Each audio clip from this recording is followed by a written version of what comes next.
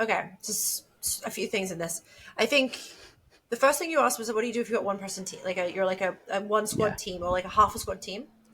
And I think that's the version where you do either, really it's the third one that I described. I think it was the third, which is like, what is the problem statements that we need to solve this quarter, and just focus on like, you're just doing like, what is the most urgent, important, classic Eisenhower matrix? Let's focus on that problem and crush it. You don't have a team that can be like moving a lot, like, stuck to a certain part of the funnel. You need to be moving around the funnel, like putting out the fires as they happen. So, and that's like honestly the approach I think that you should take as a team, like collaboratively get together and figure out which problem statement you have.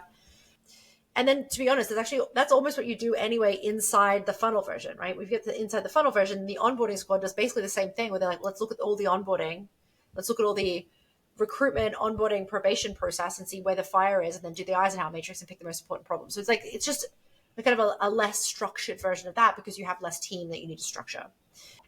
So there's that. And the second thing you asked about is, how does it practically work with human ops? Okay, so let me maybe give an example. So actually, at the moment, I'm making some changes to our squad structure, and I'm introducing basically a version of this, like kind of the metrics one, right? So I'm moving into like this. I've got more than two squads, but there's a kind of like a squad that I'm adding people to and splitting them out, and they have been focused pretty much together on like more of a funnel approach, and more like kind of like operate, because I think it's one thing that's worth flagging here is my role is going to be a little different than if you're VP people or VP HR, because I also have ops and finance and everyone else. And I bundle everyone in actually into like a big ops squad. Now, finance is in their own squad. They don't interact operationally with the other squads, but actually ops, people, recruitment, they all work together as if they're one team. But anyway, I digress. So I've got this new kind of structure I'm bringing in, where we had one squad that was working all on like the recruitment side of things, like funnel, right? So they're doing acquisition, but they were also kind of doing internal talent promotion progression. But it wasn't. There were some things that weren't working. We were missing some key metrics recently, and like some things that are changing. So I was like, okay, let's split this out. How I want to do it is, we're now focusing on immediate needs and future proofing ourselves, right? So it's kind of the way to think about it.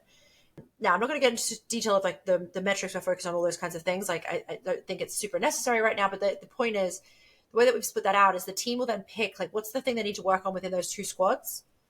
What's the biggest challenge? They're still recruiting through that process, but they're also improving the process that's stopping them from hitting the metric I've given them, or that's like hurting their ability to do it.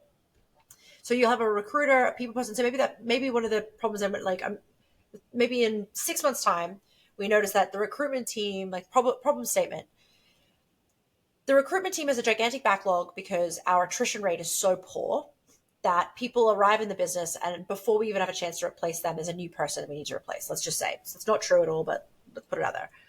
Well, then that problem statement actually kind of needs a people person and a recruiter together, at least, to figure that out. So those people would work together to be like, okay, well, how do we solve this attrition issue? Is it that we implement a new interview process? Is it that the interview process is not hiring good people? Or is it that there's like bad training and we need to do better training? Is it that people are not feeling there's a sense of growth and purpose in the company? Like, let's figure out what the problem is through user research. Meanwhile, they're still doing their job, but they're just trying to solve that thing that's going to cause them more work anyway. I feel like that's the most convoluted, worst description or something, but hopefully it's helpful.